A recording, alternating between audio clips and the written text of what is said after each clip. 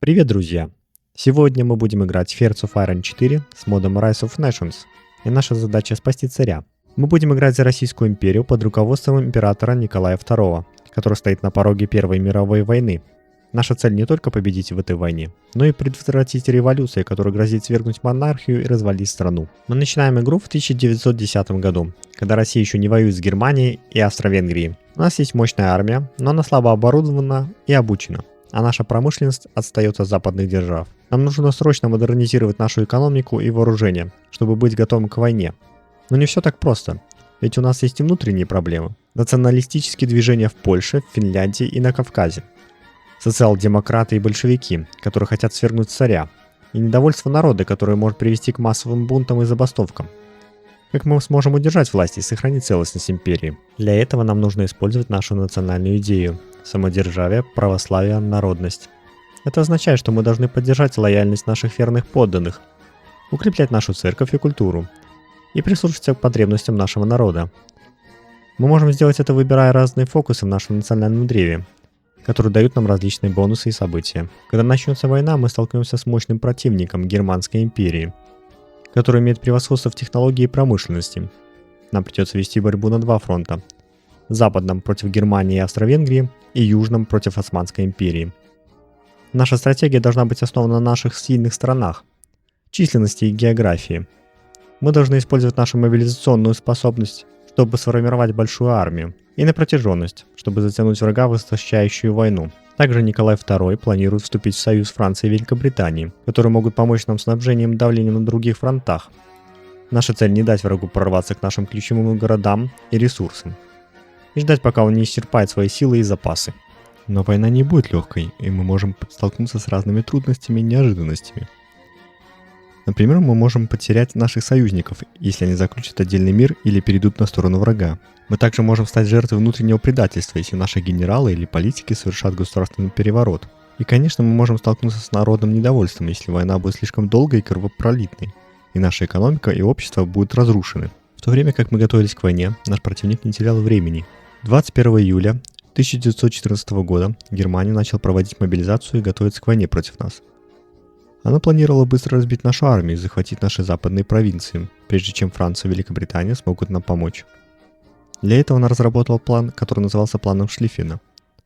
Согласно этому плану, германские войска должны были совершить мощный удар по нашему левому флангу и прорваться через Польшу и Беларусь, и окружить наш центр. Затем они должны были повернуть на юг и атаковать наш правый фланг, который прикрывал Украину и Крым. Таким образом, они надеялись разрушить нашу армию и заставить нас просить о мире. Но мы не собирались сдаваться без боя. Мы уже крепили свои позиции на границе и ждали удара. Мы знали, что наша армия численно превосходит германскую, но, к сожалению, в качестве мы проигрывали. И что у нас есть союзники, которые поддержат нас в трудную минуту. Мы также знали, что у нас есть сильный дух и вера в наше правое дело. Мы были готовы отстаивать нашу родину и нашего царя до последней капли крови. Мы были уверены, что мы сможем победить врага и спасти нашу империю. И вот настал тот день, когда началась война. 1 августа 1914 года Германия объявила на войну, и на следующий день вражеские войска перешли границу и вступили в бой с нами. Так начался Восточный фронт Первой мировой войны. В 1915 году на Восточном фронте произошли серьезные изменения. Германия, которая решила сосредоточить свои усилия на уничтожении России, начала мощное наступление на всем протяжении фронта. Она получила поддержку от своих союзников Австро-Венгрии и Османской империи, которые также атаковали наши позиции. Мы оказались в тяжелом положении, так как наша армия была слабо снабжена и оборудована, а наше командование было неэффективным. Мы не смогли остановить вражеский прорыв и были вынуждены отступить. В результате мы потеряли большую часть наших западных территорий, включая Польшу, Литву, Латвию, Эстонию и часть Белоруссии. Мы также потеряли контроль над Дарданеллами, что привело к тому, что наши союзники, Франция и Великобритания, не смогли поставить нам оружие и снаряжение через Черное море. Наша армия понесла огромные потери в людях, и наш народ страдал от голода и болезней. Наша империя была на грани катастрофы. Но мы не сдались. Мы продолжили сражаться за нашу родину и нашего царя. Мы нашли в себе силы для контратак и отпора. 14 июня 1915 года фронт стабилизировался, и наши войска удерживали позиции Николаев, Киев, Бобруйск, Минск, Вильно, Каунас, Мебель. Мы также надеялись на помощь от нашего нового союзника Италии, которая вступила в войну на нашей стороне в июне 1915 года. Мы надеялись, что совместными усилиями мы сможем изменить ход войны и вернуть потерянные земли. 15 октября 1915 года на Восточном фронте произошли новые события, которые повлияли на ход войны. С одной стороны, Антанта начала активные действия на Балканах, благодаря Италии, которая присоединилась к нам в июне 1915 года. Наши союзники сделали крупные высадки с моря в районе города Измир, а также провели сухопутные операции в районе Ирака и Палестины. Они нанесли серьезный удар по Османской империи, которая была нашим главным противником на Южном фронте. Мы также решили не оставаться в стороне и начать пробиваться к союзникам со стороны Кавказского фронта. Нам удалось взять под контроль некоторые территории. С другой стороны, центральные державы не сидели сложа руки. Они продолжали наступление на нашем западном фронте, пытаясь прорвать нашу оборону и добраться до Москвы. Они также усилили свое давление на Румынию, которую почти сразу захватили, несмотря на нашу помощь.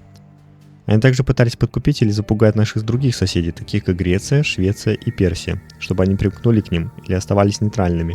В таких условиях мы были вынуждены вести оборонительную войну, отражая вражеские атаки и ждать подходящего момента для контратаки. Мы также пытались улучшить наше положение внутри страны, проводя различные реформы и мероприятия. Например, мы выбрали фокус «Великая Россия», который дал нам бонус к национальному единству и престижу, а также позволил нам претендовать на все наши исторические земли. Мы также выбрали фокус «Поддержка союзников», который дал нам бонус к снабжению и координации с нашими союзниками. Но все эти усилия не были достаточными, чтобы изменить ход войны. Нам нужно было совершить решающий удар по врагу, чтобы заставить его прекратить войну. В 1916 году мы решили перейти в наступление на Восточном фронте, чтобы изменить ход войны в нашу пользу. Мы ждали подходящего момента, когда враг будет ослаблен и отвлечен другими фронтами. И такой момент настал. 1 ноября 1916 года, когда мы начали масштабную атаку на германские формирования. Мы планировали отбить врага на позиции Данциг, Варшава, Краков, Кишинев, чтобы помочь нашим союзникам, которые пытались отбить с моря румынские земли. Наше наступление было поддержано нашей авиацией и артиллерией, которые наносили удары по вражеским укреплениям и тылам. Мы также использовали нашу численность и мобильность, чтобы обойти и окружить вражеские силы. На Южном фронте мы также прорвались до города Трабзон и пытались соединиться с нашими союзниками в районе города Алеппо. Османская империя уже достаточно много потеряла своих территорий, и победа над ней оставалась делом времени. Мы надеялись, что наше наступление на Кавказе поможет нашим союзникам в Месопотамии и Палестине, которые также вели борьбу против турецкой армии. Наше наступление на Восточном фронте было одним из самых успешных в ходе войны. Мы смогли изменить стратегическую обстановку в нашу пользу и ослабить врага. Мы также подняли наш моральный дух и веру в победу. Мы были уверены, что мы сможем добиться решающего преимущества и заставить врага прекратить войну. 14 февраля 1917 года Османская империя сдалась, не выдержав давления, которое мы и наши союзники обрушили на нее. Это был результат нашего успешного наступления на Кавказе, а также операций наших союзников в Месопотамии, Палестине и на Балканах. Османская империя потеряла большую часть своих территорий и ресурсов, а ее армия была разгромлена. Османское правительство было вынуждено подписать мирный договор с Антантой. 6 декабря 1917 года Финляндия решила объявить о своем суверенитете, тем самым выйти из состава Российской империи, предав нас в самый ответственный момент. Это было вызвано тем, что в Финляндии началось национальное движение, которое стремилось к независимости от нашего централизованного и самодержавного правления. Финские националисты, которые давно желали свободы и демократии, решили использовать эту ситуацию и провозгласили свою республику. Мы не могли смириться с этим актом предательства и решили отказать им в их отделении от нас. Мы считали, что Финляндия является неотъемлемой частью нашей империи, и что мы имеем право на эти территории и ресурсы. Мы также боялись, что если мы позволим Финляндии отделиться, то это может подорвать нашу целостность и престиж, а также спровоцировать другие национальные движения в нашей империи. Мы также подозревали, что за финскими националистами стоит Германия, которая хочет ослабить нас и получить нового союзника. Поэтому мы решили восстановить нашу власть в Финляндии мирным путем. Мы отправили наших дипломатов в Финляндию, чтобы вести переговоры с финским правительством и убедить его отказаться от независимости. Мы предложили Финляндии широкую автономию в составе нашей империи, признав ее право на собственное законодательство, налогообложение, образование, культуру и язык. Мы также обещали уважать финские традиции и интересы, а также не вмешиваться во внутренние дела Финляндии. Мы надеялись, что таким образом мы сможем сохранить наши добрые отношения с Финляндией и удержать ее в нашей империи. Наше предложение было принято финским правительством, которое согласилось на статус самоуправления в составе Российской империи. По условиям соглашения, которое было подписано в Хельсинки 18 марта 1918 года, мы признали финскую автономию и гарантировали ее права и свободы. Мы также признали финский язык как официальный язык Финляндии и обязались не размещать наши войска на ее территории без ее согласия. Мы также отдали Финляндии все наши территории, которые она занимала до 1809 года, включая Аландские острова. Мы также обязались поддержать дружественные и сотруднические отношения с Финляндией и не поддерживать какие-либо сепаратистские движения в ней.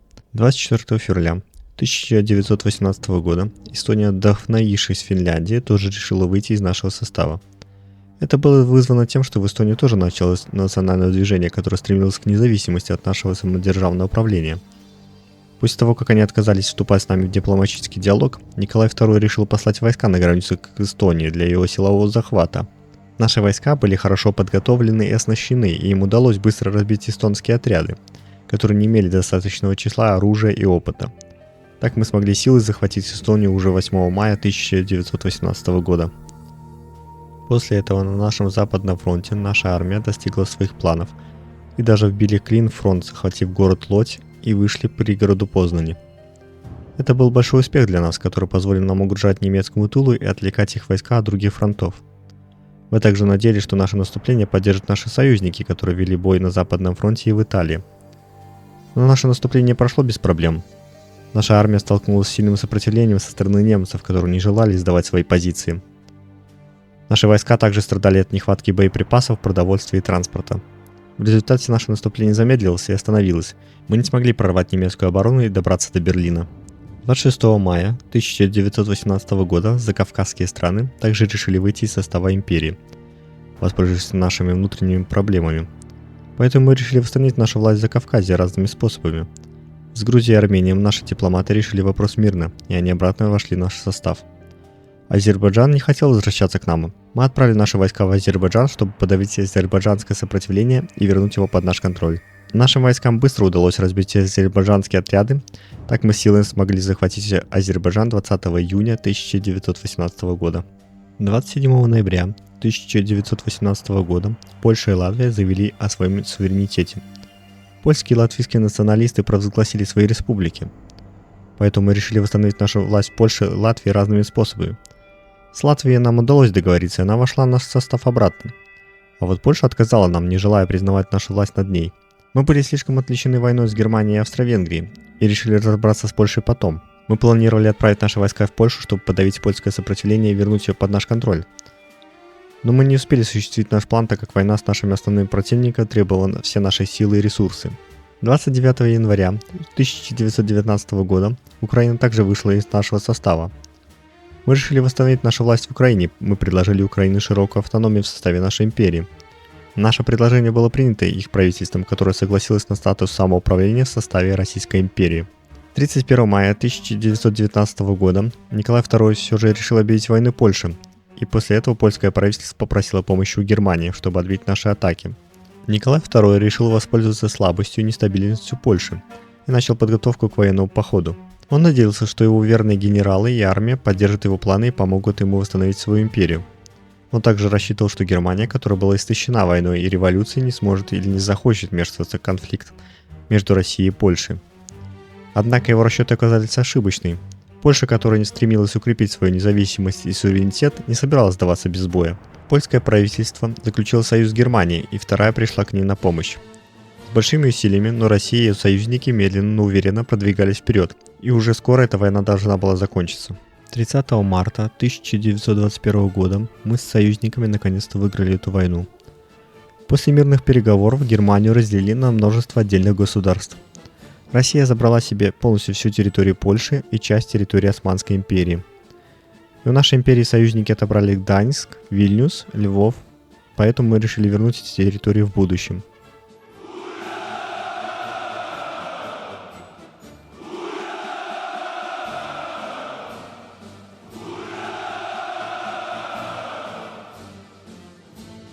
Мы одержали победу над нашими врагами. Мы восстановили нашу славную империю, которая теперь простирается от Балтики до Черного моря. Мы вернули нашу Польшу, которая была отнята у нас польскими бунтарями и германскими захватчиками. Мы также расширили наши границы на юге, захватив часть Османской империи, которая была нашим давним соперником. Мы сделали Россию великой снова. Если по активности пойму, что это видео вам понравилось, то я запишу продолжение, ведь это только начало. Всем спасибо за просмотр, всем пока.